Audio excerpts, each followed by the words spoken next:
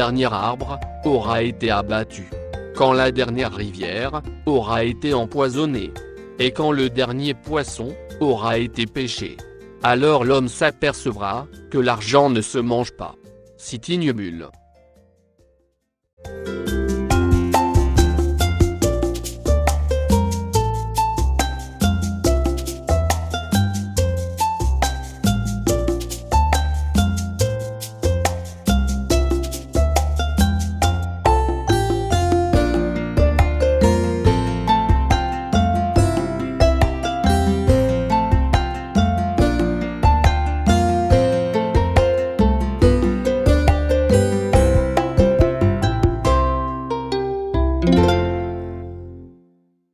La pollution est la destruction ou dégradation d'un écosystème ou de la biosphère, par l'introduction, généralement humaine, d'entités, physiques, chimiques ou biologiques, ou de radiations altérant le fonctionnement de cet écosystème. La pollution a des effets importants sur la santé et la biosphère, comme en témoigne l'exposition aux polluants et le réchauffement climatique qui transforme le climat de la Terre et son écosystème, en entraînant l'apparition de maladies inconnues jusqu'alors, dans certaines zones géographiques, des migrations de certaines espèces, voire leur extinction, si elles ne peuvent s'adapter à leur nouvel environnement biophysique. La Seconde Guerre mondiale est suivie d'une prise de conscience des répercussions des activités humaines sur l'environnement et la santé, parallèlement à l'approfondissement de l'écologisme et de l'écologie théorisée dès 1886 par Ernst Haeckel. Les préoccupations de santé environnementale conduisent les gouvernements à prendre des mesures pour limiter l'empreinte écologique des populations humaines, et pour contrer des activités humaines contaminantes. En 2012, selon l'OMS, plus de 7 millions de personnes sont mortes prématurément, à cause de la pollution de l'air, extérieur et domestique, l'Asie et le Pacifique étant les régions les plus touchées. En 2017, la revue The Lancet a estimé qu'au moins 9 millions de personnes sont prématurément mortes en 2015, à cause de la pollution, soit une mort prématurée, c'est-à-dire avant 65 ans, sur 6. Les premières grandes pollutions semblent avoir été induites par la révolution industrielle, permise par les machines à vapeur et le charbon. Les fumées industrielles sont généralement chargées de résidus de combustion.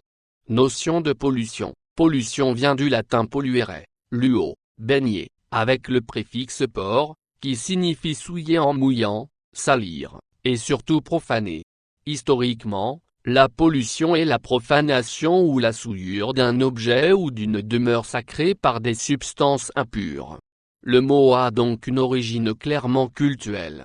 Selon les universitaires François Jarige et Thomas Leroux, c'est en Grande-Bretagne que le mot pollution apparaît dans le sens contemporain que nous lui connaissons. Dans la sphère juridique, il est employé, semble-t-il pour la première fois en 1804, dans une cour de justice écossaise pour condamner des tanneurs ayant altéré une rivière par leur rejet, par les expressions « pollution of the stream » et « pollution of water ». La pollution est d'origine humaine, on parlera de pollution anthropique, ou non humaine, exemple le rejet de méthane des ruminants. Par extension, le mot englobe parfois les conséquences de phénomènes géologiques comme une éruption volcanique. Les termes normalisés de l'AFNOR définissent le polluant comme un altéragène biologique, physique ou chimique, qui au-delà d'un certain seuil, et parfois dans certaines conditions, potentialisation, développe des impacts négatifs sur tout ou partie d'un écosystème ou de l'environnement en général. Il est question de pollution diffuse, lorsque les sources polluantes sont multiples, pots d'échappement, épandage de pesticides, et de pollution chronique lors d'émissions répétées ou constantes de polluants, et parfois lorsqu'un polluant est très rémanent. La notion de pollution appelle donc celle de contamination d'un ou plusieurs composants des écosystèmes, air, eau, sol, d'un organisme, qui peut être l'être humain, ou d'un groupe d'organismes, ou ayant une incidence sur l'écosystème, au-delà d'un seuil ou norme.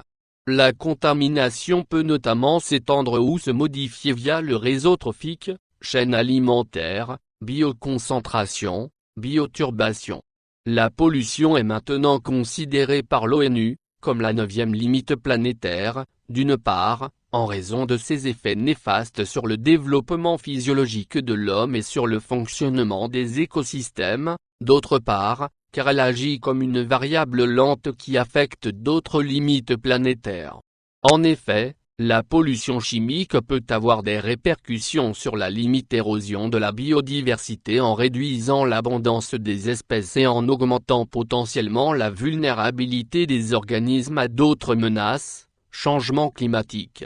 Elle interagit également avec la limite changement climatique par les rejets de mercure dans l'environnement, via la combustion du charbon, et par les émissions de CO2 dues aux produits chimiques industriels, dérivés du pétrole. D'abord définie en 2009 comme pollution chimique, induite par les éléments radioactifs, les métaux lourds et de nombreux composés organiques d'origine humaine présents dans l'environnement. Ce modèle conceptuel a été renommé « Introduction d'entités nouvelles dans la biosphère » et redéfini en 2015, couvrant toutes les nouvelles substances et formes de substances nouvelles ou existantes, ainsi que les formes de vie modifiées susceptibles d'avoir des effets indésirables sur les écosystèmes, les organismes vivants et la santé. Selon le CGDD, 2019, l'introduction anthropique de ces entités dans l'environnement est d'autant plus préoccupante à l'échelle mondiale qu'elles sont persistantes, se déplacent et s'étendent sur de grandes échelles géographiques.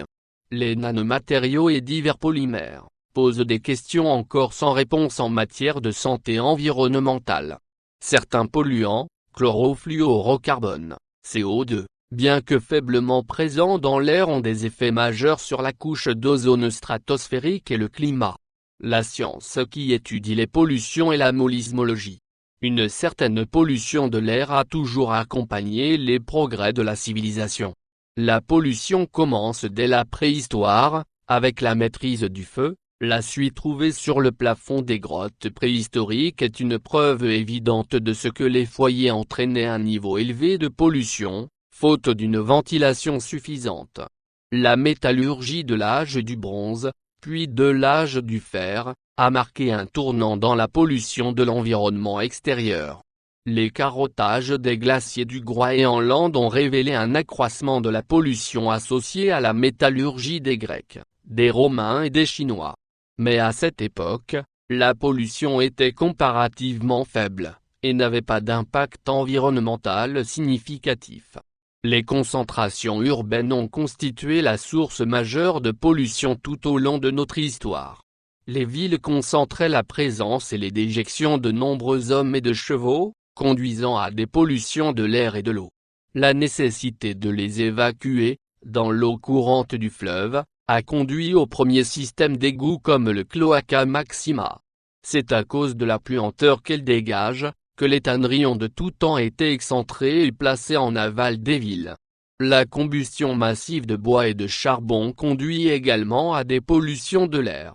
Ainsi, en Angleterre, Édouard Ier édicta en 1272, une proclamation interdisant l'usage de la houille bitumineuse à Londres, alors d'usage très courant, après que la fumée que produisait son usage massif, soit devenue insupportable.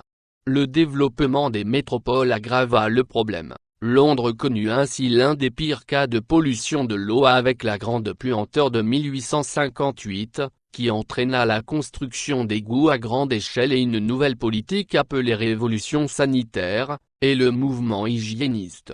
Berlin était dans une situation similaire en 1870, comme en témoigne Auguste Bebel.